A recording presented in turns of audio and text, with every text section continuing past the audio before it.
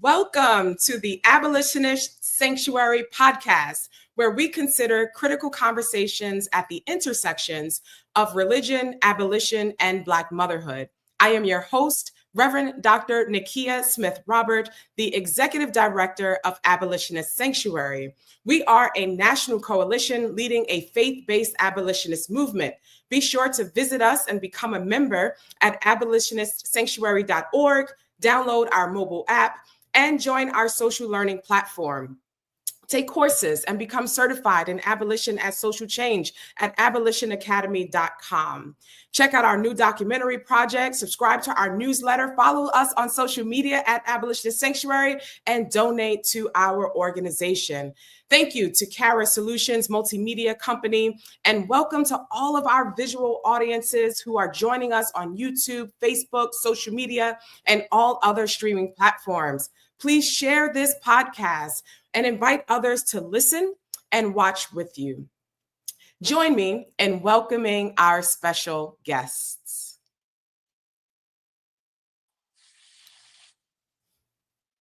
So I have with us Truvonna, who's affectionately called by her middle name, Tamiel.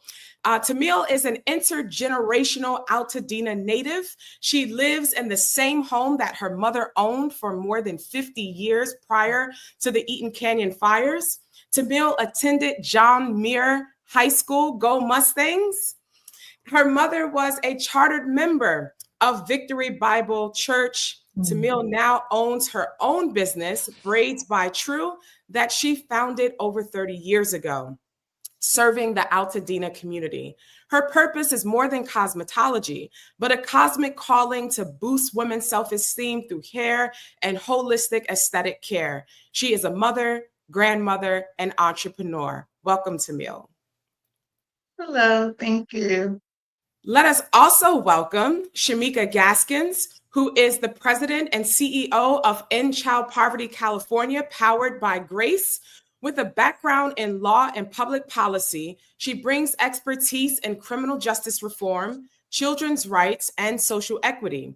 Before leading End Child Poverty California, Shimica served as the executive director of the Children's Defense Fund, California, driving statewide initiatives focused on health equity, juvenile justice reform, educational access, and poverty alleviation for children and families, especially those from marginalized communities. Previously, Shimica held key roles at the U.S. Department of Justice, including acting Deputy Assistant Attorney General in the Office of Legal Policy, where she shaped innovative policy initiatives. She also practiced civil litigation at Covington and Burling LLP and began her career as a law clerk at the Honorable Roger L.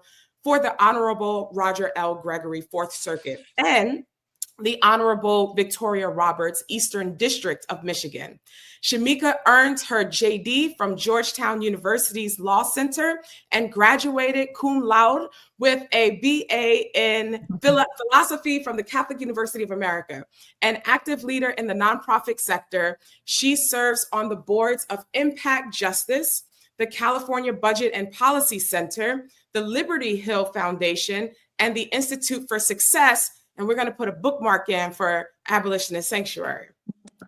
She is also a commissioner on the LA County Commission for Children and Families, a 2022 Rosenberg Foundation Leading Edge Fellow, and Aspen Institute Ascend Fellow. Shimica's work has been featured in major outlets like USA Today, Sacramento Bee, Los Angeles Daily News, and Cal Matters. Welcome, Shimica.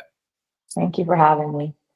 Now, I'm happy to say that both of you guys are in my village, are my people. Yes.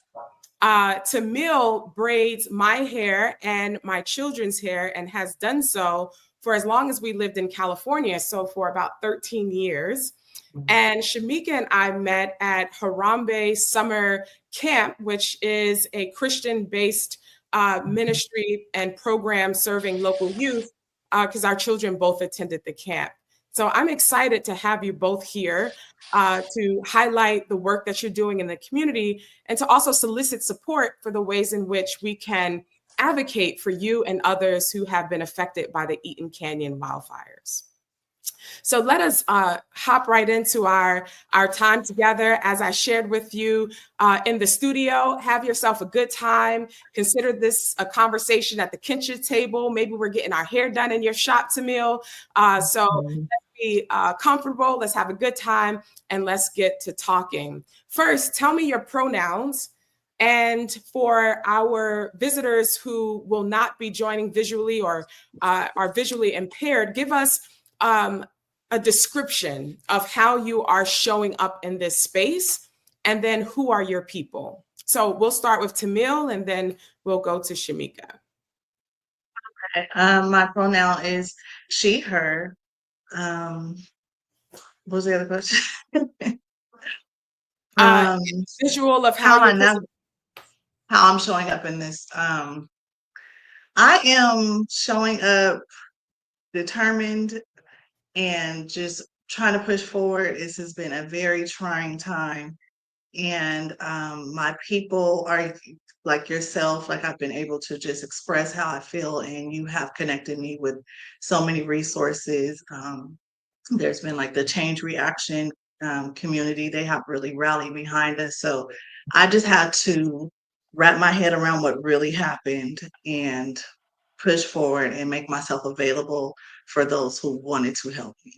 Yes, and describe yourself. What are you wearing? What do you look like? Oh, what I'm wearing. Okay, well, my daughter does hair, so I'm laid by Tyra Marie, and I am located in my shop. I had to recently, through all of this, I was blessed to have a safe space to now service my clients. I'm in the city of Upland, so Yeah, so I'm here in my salon. Just finished a client 10 minutes ago. So yeah, that's where I am. All right. And I love the brown shirt and all the Oh, things. thank It's you. amazing. Yes. So, Shimica, tell me, what are your pronouns? Give us a visual of how you are showing up in this space and who are your people? Well, good to see you both. I am she, her pronouns are just Shimica. I am showing up wearing glasses and I have on a white Oxford striped shirt and I need to go see Tamiel because I want to get my hair braided all summer and I haven't yet. So and I'm wearing lipstick today. I dressed up for you both. So there we go. Am I Awesome. and you are my people. I mean, I think I feel really, really blessed to have so many friendships, many born out of, working relationships, community, so many motherhood relationships. So I'm just really very grateful. Yeah, let's talk about that. Let's talk about the community. Tell us, what was life like for you in Altadena prior to the Eaton Canyon fires? We'll start with you, Shimica. I mean, I think uh, I really want to call it a way I've thought about it, and not just because we're on the Abolition Sanctuary podcast, but it really was a sanctuary for Mhm. me. I grew up in a very small town in South Carolina, but 5,000 people, 10,000 people to this day. A town my grandparents grew up in, great grandparents, going all the way back to slavery. And so for me, I've always been a hometown, small town girl. And I moved from South Carolina to Washington, D.C., as you heard in my sort of career. But my husband's an LA native. He grew up in South LA and really wanted to raise our children in California. So when we moved in 2016 to California, I really was looking for a place that felt like home, a place that felt like I could, there was nature, and particularly because our son has asthma, that there was good air quality, knowing what LA is like. And Altadena really was that sanctuary place for us. Yeah, yeah. Thank you for sharing that. Truvonna, how about you? For me, life for me was I was born and raised in Altadena, from the hospital to the home I lived in for 47 years. So it was family, it was community, it was love. That's what it was for me before the virus. Yeah, thank you for sharing that. Um, January 7th has become a date that is forever etched into the hearts of Altadenans. It is the day that the Eaton Canyon wildfires began in the San Gabriel Valley, killing some and displacing others, destroying more than 9,000 buildings and becoming the fifth deadliest and second most destructive wildfire in California history. Can you tell us, where were you on January 7th and what do you remember from that day? We'll start with you, Truvonna. January 7th, I had a Christmas party months before I went out of town. So I came back on January 3rd and was cleaning up January 7th. I was just spending the whole day getting ready, excited for the new year and all that it was going to bring. So it was like taking down Christmas trees and all the things. And then around 7 p.m., my fiance came home and he was just saying, like, babe, the winds are really bad. And I'm like, yeah, we always get Santa Ana winds, so it's just normal in Altadena. And so we just went on with our evening, and then our power went out. And we just like, oh, we'll just call it a night. But he was like, no, it's like really this wind is really bad. And then we start getting texts saying, like, are you okay? And I'm just like, what are they talking about? Because I'm just thinking it's the wind. Around 9 p.m., my daughter's grandmother called and she's just like, oh, it's really bad. And I'm like, what are you talking about? She's like, there's a fire. And so I go to look out my front window and I didn't see anything. And again, I'm just like, it's just really windy. It's definitely different, but it's just windy. And then I went back to sleep. And then we got a call like from one of his coworkers at 3 in the morning and was like, there's a fire in Eaton. And he kept saying, he's not from Altadena. So he kept saying Eaton. And I'm like, what are you talking about? And I was like, wait, Eaton Canyon, like that's right there. So by that time, I just looked back. We were scrambling, trying to find things, and then our house was just like engulfed with smoke. And we just grabbed some important papers and just had the clothes on our back and evacuated. Wow. That is devastating. And I just want to acknowledge that this is very difficult and can be triggering to tell these stories. And please exercise the boundaries that you need. Feel free not to answer the question if it's too heavy for you, and to give what you can, right? But I know that this is very difficult. So Shimica, how would you want to respond to that question? Yeah, I mean, I think about it all the time because the night before the wind was really high, and I grew up in hurricane territory, hurricane season, lived through hurricanes, and I kept telling my husband, I don't like this howling. It's howling like a hurricane. And when we woke up the next day, there was, lots of debris in our yard from our oak tree.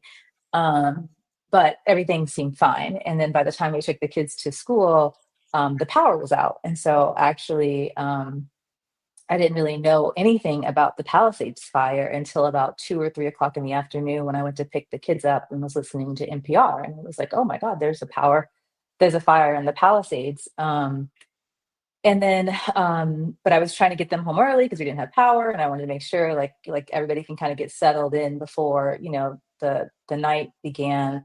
And so we did that. And that day actually is etched in our minds for another reason, because during the middle of the day, my husband, actually, who's a marathon runner, learned that he had gotten into the Australia Marathon, which is a world marathon, and it's a lottery. And he'd been like trying to get into these marathons. So we're like, oh, let's celebrate. We're going to order takeout. We don't have power. And his reaction was, I'm going for a run. And of course I was like, no, it's too windy. And so at like 4:30, he went out running Altadena, and got home about 6:15, the same time like our food arrived, and everything, was dark, but it seemed all was fine. I was worried that he'd been out there running in the wind. And then we're eating, and next thing you know, he gets this text message from a colleague who says, "Are you same thing as Tamiel? Are you guys okay? There's a fire." And we're like, "There's no fire. What are you talking about?" He's like, and my husband definitely didn't believe them because he'd just been outside. And so then he texted her and was like, "Send me pictures. Like, what are you talking about? What app are you on?" Because she kept saying it's on an app. And so when she sent the picture, we all looked at the picture and were like, that looks very close. And unfortunately, we went to the door all together with my children and opened the front door, and the fire was there. It looked like it was like on the very next street behind our neighbors' houses. It was just, it it felt like apocalyptic. It was crazy. And so then, as Tamiel said, we just all panicked. Thankfully, my husband didn't panic as much, and tried to gather our children who were panicking to pull together everything. What basic things we could find in the dark, because we're also scrambling around in the dark. And all our neighbors came out because we're one of the few families on our street that have sort of young children. My children are 10 and 12. And so they came and sat with the children in the car because they were, obviously really frightened and scared, until we could just pack what we could in the car to leave. Yeah. Ooh, I'm just getting chills. It's really, really difficult. I'm like emotional. It's very difficult to hear that. I can't imagine what it's like to relive it as you're giving that description. I just feel led for us to just take a moment of silence for those Mhm. families and people we lost in the fires. So let's close our eyes. If you know their names, feel free to speak them. But let's lift up our hearts and just be intentional about creating a moment of silence for them.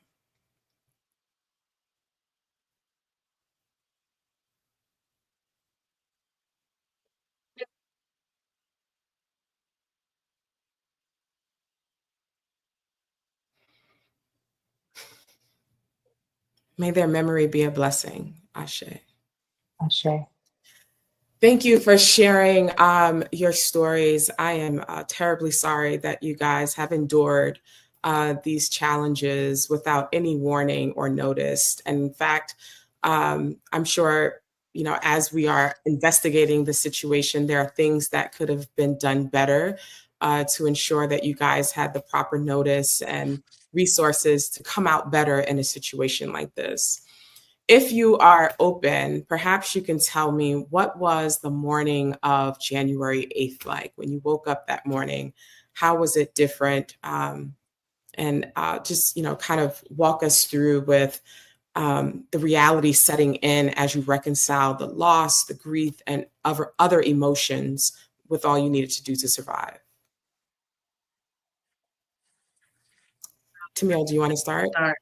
Yeah, I'll start. So like I said, we left at 3, maybe like 3:30 in the morning. So, and we were just like, oh, because I'm like, we've learned stop, drop, and roll, duck and cover, but where do you go when there's wind? Yeah. So we're like, we're just gonna drive to Monrovia and sit at Denny's until we figure this out, because again, we had no cell service. We got to Monrovia, Denny's was closed. We kept driving until we got to Glendora. And we went in Denny's, and it's all over the news. So now, of course, the further we're driving away, my phone is blowing up, and I'm looking on social media, and I see like it was by Rite Aid on Altadena Drive. So I'm like, it's real, but it wasn't clicking. Like, okay. So then as we're sitting there, my niece and my great nephew also on our property. So I reached out to her and just wanted to see if they were okay. And she was at a family member's house down the street, and they hadn't been evacuated. And I was like, well, our house was succumbed with smoke. So that's why we left. She said, okay. So then she said she was going to go to the house and get some of her medications and things together. And then she called me back maybe an hour later and said that when she pulled up to the house, our neighbor's house was already on fire. And she said it was like raining fire. So she was like, I don't know what we're going to come back to, if anything, but that was what it was. But still in my mind, I'm thinking like, oh, well, the fire truck is going to come and put it out and we'll be fine. But unfortunately, that was just not the reality. So I just sat there for like another 3 hours as people like on the news, it's just showing like, Las Flores, Altadena Drive, and then it's just going Mariposa. And then I was like, oh my God, I live like to the next street down. And so it kind of hit, and I just went numb, just completely numb. I started getting phone calls, and they're like, my grandson's father was like, Mom, I'm going to go up there and try to save the house. And I'm like, no, I don't want anyone in danger. Just, it is what it is. We'll just pray that it's just, this isn't happening. And maybe around 6 in the morning, I got a text with a picture of the house just gone. So I was just numb. We just left out of Denny's, and I was just like, I need to go get some air. And we just sat in the car, my fiance and I, and we just cried. And I called my brother from Texas, called, and he's like, are you guys okay? And I was just like, no, I just couldn't talk. So for the next, I want to say like 8 hours, I just sat numb. My fiance took me to his brother's house, and he just made all kind of, arrangements for us to go somewhere. But the first day I just was checked out mentally. Yeah. Wow. And this is the home that I brought my 2-year-old daughter into your living room for you to braid her hair.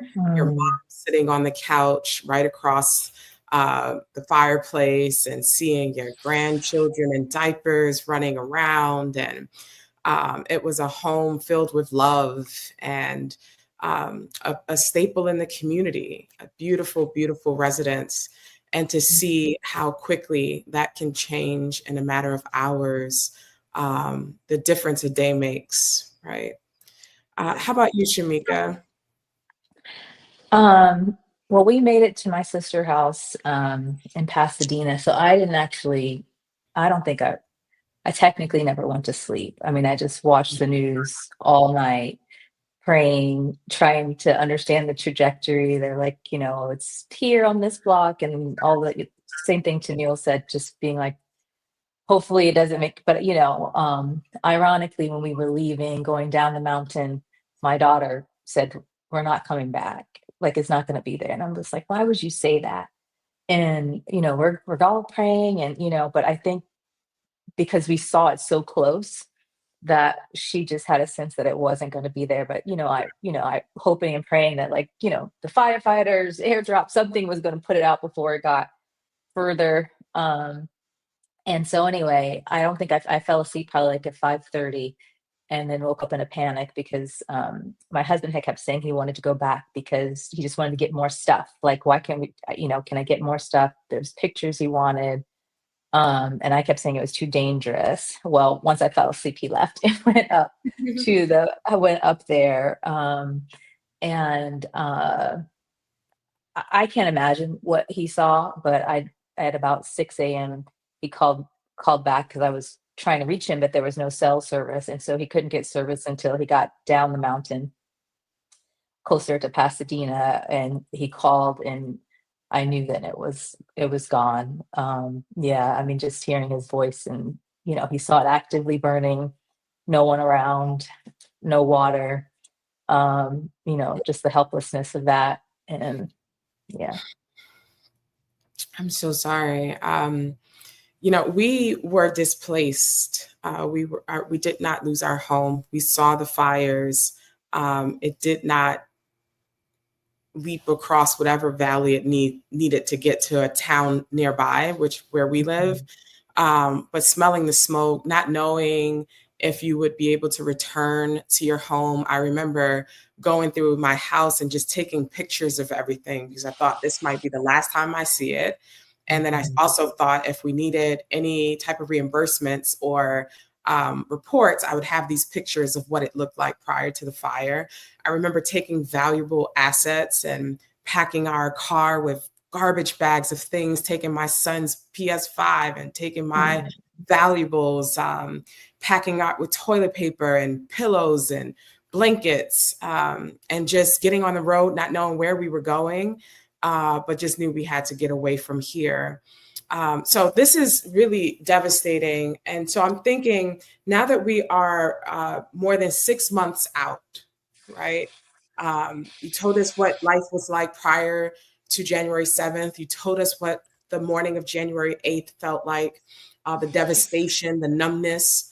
Tell us now, where are you more than 6 months later in your recovery process, both materially, spiritually, emotionally? Where are you in your recovery process? I'll start with you, Shimica. Well, I'll say materially. I'll start with materially, and probably because that's easier than the emotionally and spiritually. Thankfully, we were super blessed. My sister is in Pasadena, and so we were able to stay with her for several weeks, and her family and the kids had cousins and people to be around. And frankly, I think, as Tamiel said, it was the thing that saved me because she fed me. She made sure I stayed healthy, and it also kept me from, I think, going into complete despair, because we had our children around, we had their cousins around, we had a lot of people around, and so it wasn't until we moved into the apartment in February that I really felt the weight of it all. But thankfully, we were able to secure an apartment in Pasadena, and then my place of work, which we'll talk about a little bit later, was super supportive. I didn't have to worry. My team stepped in to make sure that we had everything we needed right away. I couldn't even wrap my mind around things, but because of the community and working across with so many nonprofit and so many nonprofit leaders, they just showed up the next day with clothes and bags of things. And so I definitely felt loved on and supported in that way, and didn't have to worry. It was still so difficult because we're not attuned to asking for help, I think, and that part was really hard to be like, no, I actually need help. I actually need toilet paper and tissue and toothbrushes and things that seem really basic. Um, and you know, and spiritually, I have to say, and I'm gonna be 100% honest with you, Dr. Nikia, this has been the hardest thing in my life. Yeah. And I felt like I'd been through some pretty hard things before this. And I felt like I had a pretty strong faith. But this really tested it, continues to test it every day. And I think when I'm so grateful, because the times in which I felt the most tested, uh, God seemed to know, and I get a text from you or my friend Joseph or somebody else sending me just the reminders that God was in control and had us. So, yeah. Thank you for sharing that. And I could see how hard and the emotions that you are holding back and how hard it is to put yourself in the vulnerable space of sharing. In our vacation Bible school, we are looking at the story of the three Hebrew boys, Shadrach, Meshach, and Abednego. Mm. And so in our church, about 54 families were displaced from the Eaton Canyon fires. And so we're continuing to minister. We every day we offer free food, we offer workshops, legal clinics, um, resources, and community. And I think what I'm hearing and what you guys are saying is the importance of community, right? And I really want us to hold on to that, because community is what gets us through crisis, but in the good times, it's what keeps us encouraged, right? And so society has a way to condition us to think that it's about individualism, right? That we do not need community. We don't need this sense of mutuality. Instead, we need competition and not collaboration. But what we're hearing is what sustains you is this deep sense of community. And that's really important. And community is foundational to churches. So at this Vacation Bible School and throughout the week, we gather as a community. But one of the persons who lost their homes, and as we were talking about this story with Shadrach, Meshach, and Abednego, they were sharing how their faith was tested similarly to the three Hebrew boys whose faith was tested in the fiery furnace. And as I hear you about this being one of the most difficult times in your life and being a test of faith, it reminds me of that story of the three Hebrew boys who were thrown into a fiery furnace, refusing to bow down to the God of the oppressor, right? Mm-hmm. Refusing to submit to the names and to relinquish their culture, but held on to their deep sense of community, right? And as they were in this fiery furnace, they were not there alone, that there was another presence there, and that was the presence of God. And they were able to come out of the fiery furnace unscathed and unconsumed. Now, that's not everyone's testimony, right? Mm-hmm. Some people come out with some scars and some burns. But I think what we can take from that story, and what maybe you feel in your experiences, is that through this test of faith, we have the blessed assurance to know that God is with us, right? Yes. And that not only is God with us, but our community is as well. Tamiel, please tell us about your recovery process, which based on my relationship with you, I understand is very different than what others are sharing. So please tell me about your recovery process. Yes, my recovery process has definitely been a struggle, because we are relocated in Rancho Cucamonga. And as well with losing my home, as you said, I had a home-based business. That's where I braided hair as well. So being in the community and having a steady clientele over 30 years, as you know, I was booked and busy. So to be way in Rancho Cucamonga, I just felt so isolated. My clients, thank God, they were very understanding, but just through the process, there was a huge disconnect. So in the beginning, I was ripping and running from Rancho to Pasadena, where all the resources were, and it was amazing in the beginning. There were a lot of help, there were things, but again, just the commute, because I'm so used to being in my community, the commute alone was driving me crazy. So that part has definitely been a struggle. As things have slowed up, I really feel like I'm lost. and in this alone, because the majority of the people are my peers are helping their parents with this. And for me, I'm the youngest, but my mother, when she passed, she left the house to me. So, and my siblings don't live in the town. So I'm just navigating this by myself. So things like forbearance, like just the jargon, dealing with the insurance. I've never had to call the insurance company. So they're just telling me all these things. But again, because this was a home that was inherited to me, it's not like I went through the home buying process and I was familiar with all the things. So I just got overwhelmed. So being in this town all by myself, trying to navigate through everyone's lovely text messages, all this information, it was just overwhelming. So for the first 3 months, I was really just numb, just showing up to the resource center, but not really knowing what I'm doing with the tax papers and all the things. It was just very overwhelming for me. So that's where I have been, thanks to having our little girls powwow session when you brought your girls to get their hair done, and you just really encouraged me to, just reach out. And like she said, it's very hard because I am the strong person in my family. So even asking for help was like, no, I'm gonna figure it out.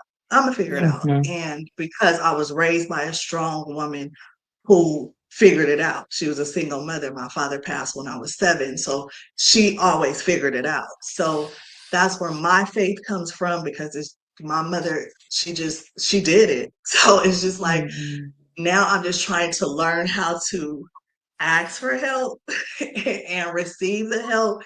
And so that's what's keeping me going, is my faith in the foundation that my mother taught me, just a relationship with God. Because outside of the church, that was a little disappointing for me in this process. It was just tough not getting the support from who you think you would get the support from. But God never makes a mistake. So he does send his angels like you guys to have just a space to talk about this, because it's just in my head. And like I said, my peers don't understand. So like I said, it's been trying, but we're 6 months in, and now I'm like, okay, I call it the fire fog. Like, okay, I'm getting out the fog. Let's get into it. Yeah, thank you for sharing that. So God placed both of you on my heart, and I see that there are similarities in your stories and the ways in which you're rooted in the value of community, that you are rooted in the values of your home and your family, and the ways in which faith helps you to cope and navigate crises. And so but also this strong Black woman syndrome that we often inherit from our mothers, particularly mothers who were raised in poverty, or mothers who raised their children single-handedly. And that context presents a unique circumstance for Black women and mothers who are navigating this process, right? That we don't always have access to the resources. We're not always conditioned to ask for help, particularly in a society that constructs us as unworthy of help, right? Because when we do ask for help, we meet the narrative of you're lazy, you're welfare queen, you're, all these things, you're cheating the system, right? And so we retreat and say, we'll do it on our own, right? But this situation was so severe that could not happen, that you needed lifelines. And I'm glad that Abolition Sanctuary and myself were there to reach out to you guys, not just as an organization, but as your community, as your friend, as your sister. And Tamiel, when I heard how isolated you were, I remember saying, why didn't you say something? And it's because that wasn't your comfort, right? Like, you're very private, right? And so you were suffering alone, right? And so I'm so glad that you trusted me to tell your story, and I'm trying my best to go public with your story. We've spoke with reporters. We're trying to get you coverage because your story is unique and it's different from a lot of other survivors. And so what I want to shed light here to all of our listeners and viewers is that there is a population of people who were affected by the Eaton Canyon fires who are overlooked and disconnected from resources. That the media coverage that we see only includes the people who are being successfully connected to resources, but there are still people who are locked out. There are still people who are disenfranchised. And what I think, if we were to pathologize who those populations are, there are seniors, they are our youth, and there are other vulnerable populations. And I think where Tamiel fits in, it's the population of people who need a type of financial literacy and training to understand how to negotiate with contractors, how to advocate for themselves with insurance claims, and how to navigate the paperwork and fill out applications and understand the terms and agreements and so forth, that may not have that type of business acumen because they were intergenerational in their homes. So Tamiel said only thing her mother taught her was to pay the mortgage on time and to not to sell, right? So she didn't get the education, right, as an intergenerational homeowner. The other part of Tamiel's story that I think disenfranchises her is the people who had a type of economic volatility prior to the fire. So the people who may not have, and I'm not saying this applies to Tamiel, but it does not apply to Tamiel, but the people who may not have reported their income, right? The people who may be doing hair in the back of their house, the people who don't know how to file their tax return, or, like those people who may be engaged in underground economies to survive have to suddenly come above the table. And in order to get the resources they need to show proof of income, right? They need to show W-2s, bank statements that they may not have. Some people were still saving their money underneath a mattress, right? So it is volatile, vulnerable communities that are getting left out that we have to advocate for and amplify their voices so that no one's left behind and that they have equitable access to recover. So for that reason, it's very important that we highlight Tamiel's story, and we do so in relationship with Shimica's story, so we can see what the holistic process looks like from the best case scenario or better case scenario to the not so good scenario, or that can be better as we help people recover during these Eaton Canyon fires. Yeah, and can I add, Dr. Nikia, I think what you just touched on is so important because, as you said, there were so many media stories and stories about Altadena right after the fires where people said, oh, well, I never knew this about Altadena. I didn't know about the Black community and the intergenerational transfers of wealth and home ownership.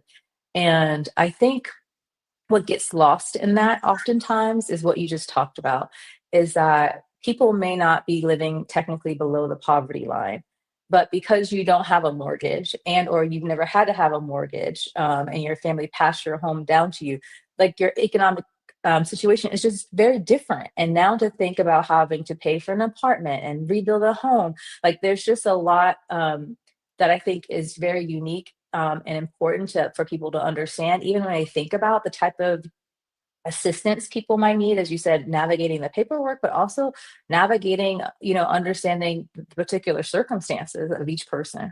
Yeah. Thank you for that.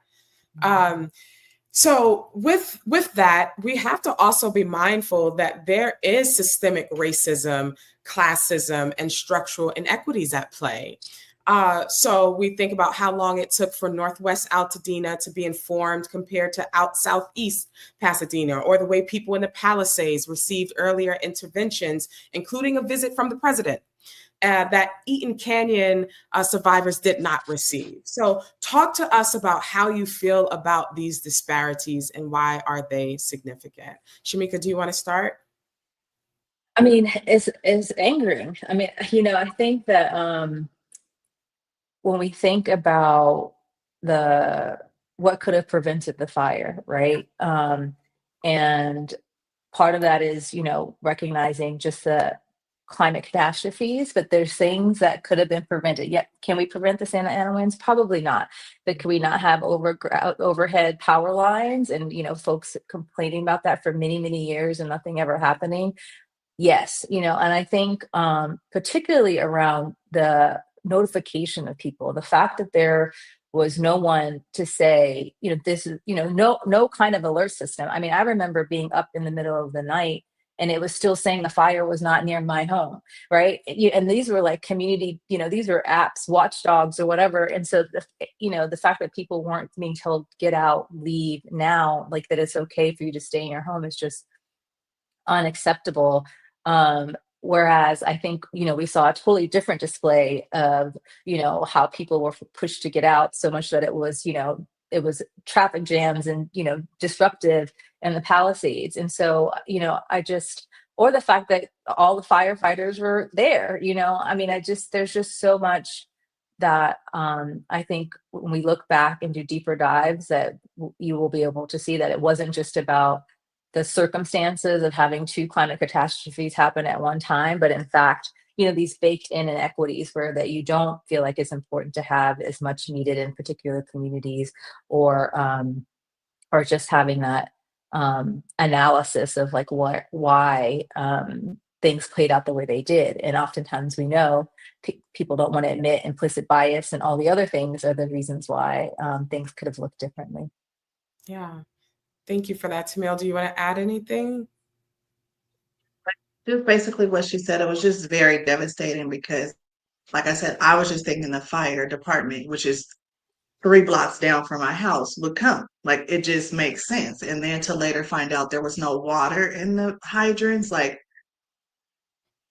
it just doesn't sit well because it's checks and balances. So what happened? Yeah. So Yeah, just it's very devastating. extremely disheartening. This is a middle class, affluent, historically Black community, right? And again, it's this narrative that we are not worthy, that we are not worthy of help, we're not worthy of equal protection of our life, of our civil and human rights, right? That our lives matter, right? And it was a tale of two fires that we saw between the Palisades and Altadena, and within the two different sides within Altadena. And then at our church, we had a press conference, and Attorney Benjamin Crump and Al Sharpton attended and led a memorial service for victims who lost their loved ones. And other neighboring churches have also hosted press conferences and organizations to shed light on these injustices, right? Yeah. So thank you for sharing that. Tell me about two things I want to know. What type of support have you received? One from churches and two from other organizations. Tamiel, can you start? Or lack of support? So this is a safe space, and I'm just going to be honest. The lack of support from the churches in my community. It's crazy because I did like research one time, just the amount of churches just on my main street on Fair Oaks. Mhm. There's a church on every block, Hmm. and our community is so small. So, and I know pastors by name, by face, and lack of support in my community, it wasn't there. Outside of the community, I have been getting so much support now that I've been connected, but it is very disheartening. I did, once you connect me with First AME, they they welcomed me with open arms, and it was just a lot of good information. And so that part has been amazing, just the turnaround. But like I said, to be born and raised in a community and you see other people getting all of the resources is very disheartening. Um, but as far as, like I said, different nonprofits and things like that have definitely opened the door, and they have been kind of navigating through this process. So Do you want to be specific about the church that you were connected to that you did not get resources from? Yes, like we said, my mother was a charter member of Victory Bible Church, and I was baptized in that church under Bishop Henry, Bishop Milton White, and now, went to school with now Pastor John, who's the pastor of the church. But just the support, I will say, Bishop White's wife, Lady White, she did reach out to me and support, but that's just as far as the support went. They a lot of events at the church, and I go to the church because I'm like, I still need to show up where the resources are, but just that connection and community that I see when I watch it live stream versus people that I grew up with, just like, oh, God can get you, like, be blessed, sister, stay strong. And this is deeper than that. It's not just a hug you and we're praying for you type of thing. And I just felt like the ball was dropped. Because myself and my mother, like in our household, it was like, you guys have to go to church. So we brought so many members to that church, and just to see them drop the ball, and I'll just say with me personally, it was very hurtful. Yeah, I'm sorry to hear that. And I think that is a growing edge for churches, particularly the evangelical tradition, that we could be so heavily bound and no earthly good, right? That we over spiritualize even in crisis and say God is going to handle it, God is going to provide, which may be true. And we have the responsibility to make sure that we are God's hands, God's feet, that we are helping each other and helping ourselves. And the church, I think, can also get lost in optics, right? They want to be, it seems that some churches are more concerned about the press and the publicity than the people. And it's not enough to show up on Sundays and to ask people to tithe, and then when there's these crises, not give them the resources they need to survive, right? And I know how hurt you were to see some people getting shiny new cars, right? And all of this assistance while you were still struggling to get from Altadena, where your client base was, to Upland, without any resources, living in an Airbnb, having to pay rent while paying mortgage on a house that no longer exists. And doing so, having lost all of your clientele in Altadena and having to start over again, 60 miles away in a new town where you have no community, no connections whatsoever. It's extremely hard. And you would think the institutions that you are most familiar with would be there to help you, like the church.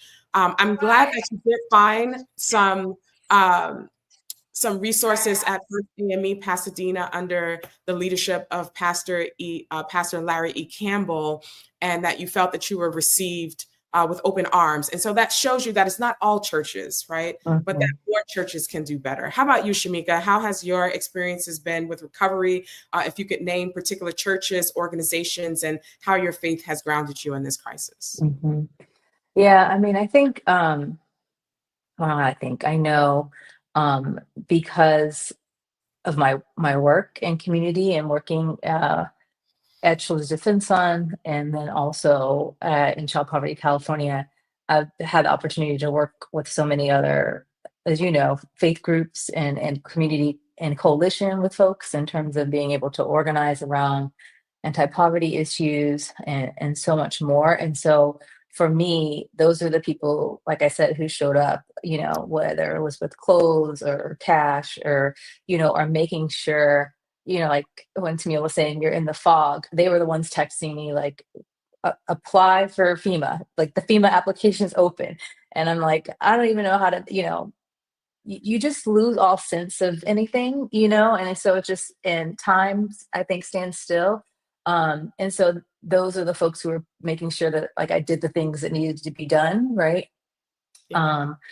For me and my family. And so I feel really blessed, Brotherhood Crusade, my sister Sharice Weaver, showed up on my couch and was like, my sister's couch, and, this is what you need to do,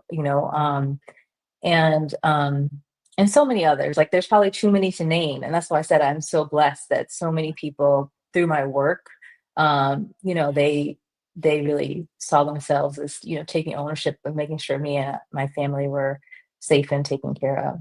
Yeah. Yeah, thank you for mentioning that. I think that's another piece to make a distinction, that the population that's getting left behind are the people who weren't connected to communities prior to the Eaton Canyon fires. So if you just went to work braiding hair and then you went home and you weren't maybe involved in a church, or you weren't a member of Jack and Jill or a sorority or, you know, another organization, I could see how it would further be isolating and difficult to get the information that often came word of mouth, right? You had to have your ear to the ground. So if you weren't connected to the community, you weren't getting that. Did you reach out to FEMA? Did you apply for that $600? Did you see the link that gives all the available rentals, right? So this community is what keeps us alive. So I just have a couple of more questions before we conclude our time together.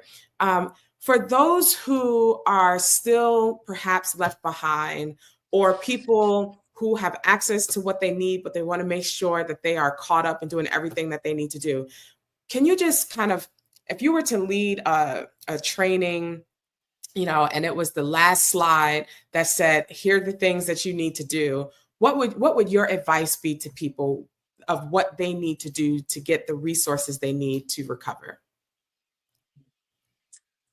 I could start. I mean, I think part of it is, as you just talked about, is getting networked, and it's really hard. Like now, it feels like so much extra work, right? And on the top of all the things that you have to keep up with, just rebuilding your life. But as draining as it can be, to get over the hump, like we know being in community is also life-giving, and I think that's what I would, my first piece of advice is like find the people, find your people, and they might be new people to get connected with, um because there's just too much to know, and we just can't with our daily lives keep up. And it's helpful to have, you know, folks who are, you know, may have more time, or they're just better at staying organized and on top of things. You know, I have a mom who sends me like, do you know this is what's happening in the county next? And I'm like, no, I haven't read that email, I don't check my email. And but you know, they're just keeping you informed. So I think that's number one. But I also want to say, which is most important, because this is grief, is to protect your peace, as Tamiel was saying. Like, you know, if being in certain spaces is too much or too triggering, like find the space that works for you, right? And it may take longer to get to where you need to be, but there are people who are out there who want to help, who aren't looking for anything in return. You know, I have a 89-year-old woman in our apartment building, and she has been in several Airbnbs, very similar to Tamiel. I love this woman now. And she said to me a couple weeks ago, she's navigating most of this on her own too, and same thing is like staying connected. And she was like, I have you and God. And I was like, Wow. yeah, me too, because I need you. So, like, you know, I think because she's my community in this building, right? Of somebody who's connected to home, who shares the same values, who shows love in the way that people in Altadena show love to each other. So I think that's the most important thing. If I had, is, you know, try your best to get connected and hear and learn what was going on, but also, you know, find the people that are life-giving to you and stick with that. Thank you for that. Tamiel? You're muted, Tamiel. Is it? Yes. Okay, can you hear me now? Yes. Okay.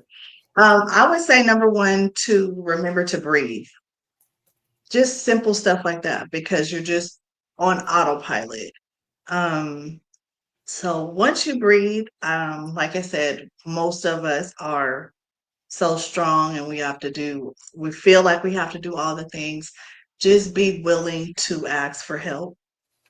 And like she said, just find your village and don't focus on those who aren't helping, and just allow those who want to help to help. And to just try every day, just take it one step at a time. And what you can do is what you can do. Try to get organized, because that's like I said, it's overwhelming. Even when you're getting the information, sometimes the forms were just looking like it was in a foreign language. I looked at my insurance papers for 3 months and had no clue. So it's like, delegate that to someone else, and then they can read it off to you. And just know that it's gonna get like, it just takes time. So don't beat yourself up if you didn't get to check your emails and you didn't do all those things, because this is a lot. Just really honor the process. Like she said, this is grief on so many different levels. So just allow yourself to process that. That's been the hardest thing for me, because I literally watched my mother pass away, but this is a million times harder, because it's just like, I was prepared. I knew this is a part of life, but never in a trillion years would I've thought our childhood home, our legacy, everything would just be gone, and then you have to fight to get it back. Wow. Just give yourself grace and just stand on faith, whatever that looks like for you. Thank you. So what I have for those who are listening in summary is to find your people who are life-giving. Community matters. Connect to portals and people with information. Protect your peace with boundaries. Remember to breathe. Ask for help. Take it one step at a time. Get organized and get the training and education you need to understand technical processes. Delegate. Give yourself grace, honor the process, and stand on faith. Thank you both so much. As we are heading on out to close, I want you to share with us how people can get in contact with you, and before you do that, to tell us about your business, ways in which we can support your organizations, and the ways in which people can stay in contact with you. Okay, I'll go. You can book your hair appointments. Yes. You need braids for the summer. It's Yes. warming up. Come to Braids True 626 on all social media platforms. Feel free to DM me. Like I said, I need the support. I need my people back. I love braiding hair. Is just not, it's a passion. It is in me. It is everything. It's a whole experience, and you won't be disappointed. So yes, check out Braids by True 626 on all social media platforms. Braids by True 626 on all platforms. Book your hair appointment. Tamiel is professional, reliable, timely, and this is more than just doing your hair. She is she braids hair in a way that she wants to uplift your soul. Okay. I have a 15-year-old daughter, a melanated, dark-skinned daughter in these predominantly white spaces where it's hard to hold on to your self-esteem. Tamiel did my daughter's hair, and for about 6 hours, my daughter's back was to the mirror. And when she was done and she turned that chair around and my daughter looked in that mirror, that validation and instant gratification she saw when she loved who she saw in that mirror brought all of us to tears. We literally cried in Tamiel's shop. And Tamiel said, "This is why I do it." Book your appointment with Tamiel today. Braids by True 626. It's on your screen. Sis, Shimica, tell us about your organization and the work we can do to support you. Well, first I'm going to go book my appointment. But our organization is in Child Poverty, California, and our focus is on policy advocacy to support children and families experiencing poverty. But our work is rooted in the voices and experiences of California children and families, particularly Black, Indigenous, AAPI, and immigrant communities impacted, as you talked about, the structural inequities. And so please follow us in Child Poverty, California, but also you can follow me on Instagram at Shimica Speaks. Awesome. And I want to give you guys the drop. This particular podcast episode is brought to you by my friend Mark Philpart and the Black Freedom Fund, who has been a phenomenal support in organizing community organizations to support Black families affected by the Eaton Canyon fires. On behalf of the Black Freedom Fund, if I may take the liberty, and Abolitionist Sanctuary, we want to gift each of you 1 month of mortgage assistance to assist you in your recovery process. Now you really want to make us cry on the podcast. I was holding it together this whole time. Oh my God. Woo! Thank you. Now you're gonna make me get emotional. These lashes about to come off. Woo. Okay. So it is the least we can do, and I hope other organizations will match us and do even better to ensure that Black mothers and their families and others are supported during this Eaton Canyon. To try to lighten the mood as we get out of here, this is the final question, and it is my favorite. It's called the rapid round. So I'm going to mention about 10 words. When I mention one, you say what comes to your mind immediately. So you can do it together at once, or you can do it alternately, either, and we'll do teams. Let's work together. Okay, we'll work together. Altadena. Love. Washington Boulevard. Ooh. Octavia Butler, the bookstore. If you keep going, you're not gonna get nothing to eat. That's a good. That's a good one. Loma Alta. Oh, the park. So many memories. Good childhood memories. Tacos. La Australia. Yeah. Beauty in Ashes. Oh. Us. Did you say us? Yes. Oh, yeah. Strong. Our community. Altadena. Yes. Restoration.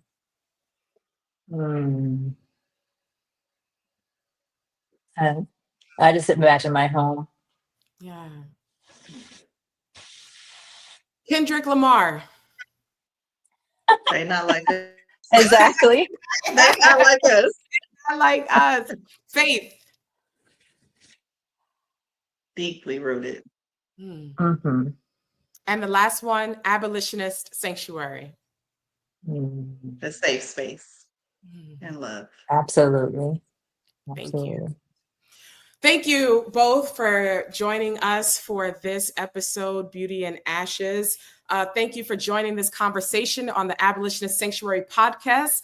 For those who are listening, please download and share on all platforms. Again, I am your host, Reverend Dr. Nikia Smith-Robert, the founder and executive director of Abolitionist Sanctuary. You can find us on YouTube, Instagram, Facebook, and download our social media app, bringing together abolitionists and people who love freedom. Also, enroll in our courses and become certified in abolitionacademy.com. Don't forget to become a member and join our mailing list at abolitionistsanctuary.org. As we conclude this episode, remember that abolition is not only a practice, but it is a way of life. And for me, it is my religion. Thank you so much. Thank you.